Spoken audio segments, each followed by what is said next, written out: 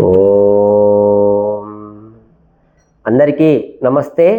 ఈరోజు వేద మంత్రము అందరూ కూడా చక్కగా మా యొక్క యూట్యూబ్ వీడియోను చాలా చక్కగా అందరూ ఆదరిస్తున్నారు. అలాగే మీకు నేను చేసేటటువంటి మనవి ఏంటంటే, ఇక్కడ మనం చెప్పబడేది పరమేశ్వరుని జ్ఞానం. అది మనుషుల చేత రచించబడిన జ్ఞానం కాదు. సృష్టికర్త అయినటువంటి ఈశ్వరుడు ఈ యొక్క వేద జ్ఞానమును సృష్టి ఆదిలోనే నలుగురు ఋషులకు ఇచ్చినటువంటి జ్ఞానం. ఇది పరంపరాగతగా గురువు శిష్యుడు ఇట్లా బోధించుకుంటూ ఈ జ్ఞానం ఇంతవరకు వచ్చింది. కాబట్టి ఇది సత్యమైన జ్ఞానం. మీరు పరిశీలన చేసినా మీకు రుజువు అవుతుంది. కాబట్టి దీన్ని మనము త్రికరణ శుద్ధిగా ఆచరించే ప్రయత్నము చేయండి. ప్రతి ఒక్కరూ కూడా వేద జ్ఞానాన్ని, ఇది ఎవ్వరికి కూడా ఇబ్బందికరంగా, అసభ్యకరంగా, భ్రాంతితో కూడుకుని ఉండదు. కాబట్టి ఇక్కడ మీరు చక్కగా దీన్ని అర్థం చేసుకొని ఆ విధంగా నడుచుకుంటూ జీవితాన్ని ఆనందమయంగా నడుపుకోవాలని మా యొక్క యూట్యూబ్ ఛానల్, మేము చేసేటటువంటి ఈ వేద ధర్మ ప్రచారం యొక్క ముఖ్య ఉద్దేశం. చూడండి, ఈరోజు వేద మంత్రం ఓం భద్రం కర్ణేభిః శృణుయామ దేవా భద్రం పశ్యేమాక్షభిర్యజత్రాః స్థిరైరంగైః సుష్ఠువాంసస్తనూభిః వ్యశేమా దేవహితం యదాయుః. ఋగ్వేదము, యజుర్వేదము, సామవేదము, 3 వేదములలో ఈ మంత్రం ఉన్నది. అంటే ఈ మంత్రము చాలా చాలా చాలా ఇంపార్టెంట్ అని మనం అర్థం చేసుకోవాలా. చూడండి, ఇక్కడ ఈ మంత్రములో భావార్థము అందరూ కూడా బాగా శ్రద్ధగా వినండి. ఇంద్రియములకు గమ్యము కాని పరమేశ్వరుడు మనకు కనపడడు.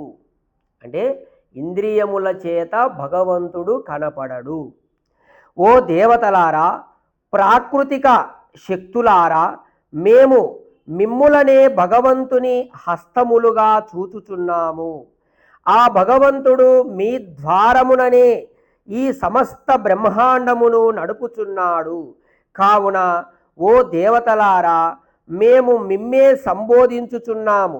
మేము ఈ లోకమున పుట్టి తెలివి కలిగినప్పటి నుండి మేము ఒకనాడు మృత్యువాత పడక తప్పదని తెలుసుకొనుచున్నాము. అనగా కొంత నిశ్చిత కాలమే జీవించదము.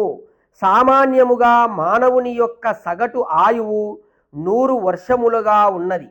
ఓ యజనీయ దేవతలారా, మేము మిమ్ములను సేవించుచూనే 100 సంవత్సరములు గాని అంతకంటే ఎక్కువ వర్షములు గాని బ్రతకవలసి ఉన్నది.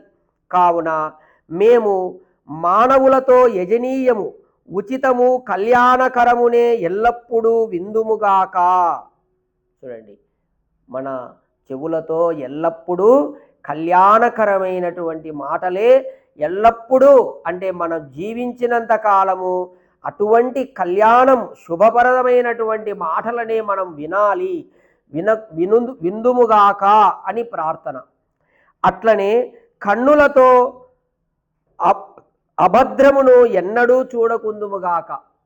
కన్నులతో అభద్రము అంటే మనము భద్రము కానటువంటి, అంటే శుభము కానటువంటి దృశ్యములను మనము చూడకుందుముగాక. అలాగే ఓ దేవతలారా, ఇదే మా యొక్క యజనము, ఇదే మా యజ్ఞం. ఇంద్రియములతో మనము ఎప్పుడూ కళ్యాణాన్ని చూడడమే ఒక యజ్ఞం. ఇది ఒక పవిత్రమైనటువంటి యజ్ఞం. ఇదియే మీ ద్వారమున ఆ భగవంతుని యొక్క యజనము కూడా. ఓ దేవతలారా, మీ అంశములతోనే మా ఈ శరీర అవయవములు, శరీరములు ఏర్పడినవి. ఏ దేవతా అంశముతో ఏ ఇంద్రియము ఏర్పడినదో ఆ ఇంద్రియముతో భద్రమును చూచుటయే ఆ దేవత యొక్క యజ్ఞము, పూజ అగును. ఇక్కడ దేవతలంటే పంచభూతాలని అర్థం. అంటే ఒక్కొక్క పంచభూతముతో ఒక్కొక్క ఇంద్రియం ఏర్పడింది. ఇప్పుడు చెవులు ఉన్నాయి. ఈ చెవులు ఏం చేస్తాయి? మనకు శబ్దము వినిపింపజేస్తాయి. ఇక్కడ శబ్దము వినపడాలంటే ఆకాశము అనేటటువంటి భూతము, ఆ దేవత ఉండాలి. పంచభూతాల్లో ఆకాశం ఒకటి. ఆ ఆకాశం అనేది ఉండడం వల్లనే మన చెవులు ఈ శబ్దాన్ని వింటాయి. ఆకాశం అంటే శబ్ద గుణకం. అంటే ఇప్పుడు నేను మాట్లాడే మాటలు ఆకాశం అంటే ఈ యొక్క శబ్దం అనేది ఉండడం వలన, ఆకాశం అనే గుణం ఉండడం వలన, ఆ దేవత ఉండడం వలన ఆ శబ్దములు అనేవి వినపడతాయి, లేకపోతే వినపడవు. కాబట్టి ఈ విధంగా ఒక్కొక్క పంచభూతముతో ఒక్కొక్క ఇంద్రియం ఏర్పడి ఉంటుంది. కావున మనము ఆ దేవతలకు యజ్ఞం ఏమిటంటే, ఈ దేవతలతో ఏ ఇంద్రియములైతే మనకు ఏర్పడినాయో ఆ ఇంద్రియములతో మనము శుభమునే చూడాలి. అప్పుడు ఆ యొక్క పంచభూతానికి నువ్వు యజ్ఞం చేసినట్టు. మనం ముక్కుతో మంచి వాసన చూడాలి, నోటితో మంచి పలుకులు పలకాలి, కళ్ళతో మంచి దృశ్యములు చూడాలి. అప్పుడు అవన్నీ కూడా యజ్ఞం చేసినట్టే దేవతలకు. అదే పూజ అగును, యజ్ఞమగును. మేము మా కాళ్ళతో చేతులతో భద్రము చేయుటయే మా పూర్ణ ఆయువుకు హేతువగును. అలాగే మనము పూర్ణ ఆయుస్సు జీవించాలంటే మన కర్మేంద్రియములతో జ్ఞానేంద్రియములతో ఎల్లప్పుడూ మనము శుభమును ఆచరించడమే మన పూర్ణ ఆయుష్కు అవి హేతువులైతాయి, కారణములైతాయి. అప్పుడే అవి అవయవములను బలపడును. ఆ విధంగా మనం ఎప్పుడు ఇంద్రియములతో శుభములను, కళ్యాణమును మనము చేస్తూ ఉంటే, భద్రమును చేస్తూ ఉంటే అవి మనకు బలపడతాయి.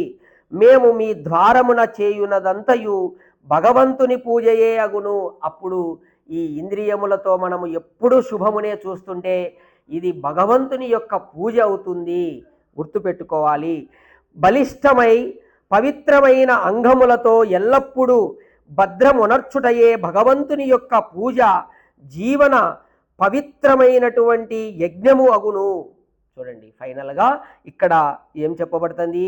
ఈ విధంగా ఇంద్రియములను నువ్వు బలపరుచుకొని, ఏ విధంగా ఆ ఇంద్రియాలతో ఎప్పుడూ శుభమునే, కళ్యాణమునే చేస్తూ జీవిస్తూ, అట్లా ఇంద్రియములను బలపరుచుకొని బలిష్టమైనటువంటి పవిత్రమైన అంగములతో ఎల్లప్పుడూ భద్రమునర్చుటయే భగవంతుని యొక్క పూజ.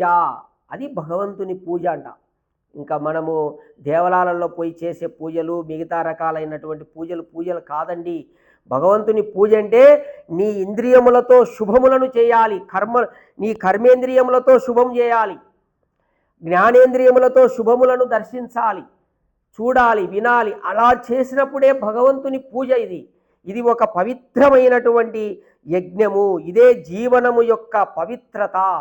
మనం జీవితంలో పవిత్రత అంటే ఇదే అని చెప్పేసి ఈ మంత్రములో చాలా అద్భుతమైనటువంటి మంత్రము ఇది. మీరు బాగా గుర్తుపెట్టుకోండి. మీ ఇంద్రియాలతో శుభములను చూడండి, కర్మేంద్రియములతో శుభములను ఆచరించండి. ఇది ఒక పవిత్రమైనటువంటి యజ్ఞం, భగవంతుని యొక్క పూజ అని ఈ వేదమంత్రం ద్వారా తెలియజేస్తుంది. ఇలా చేయడం వల్ల మీరు పూర్ణ ఆయుష్కులై ఆనందంగా జీవిస్తారని చెప్పి ఈ మంత్రములో ఉపదేశం చేయడం జరిగింది. ఓం తత్సత్.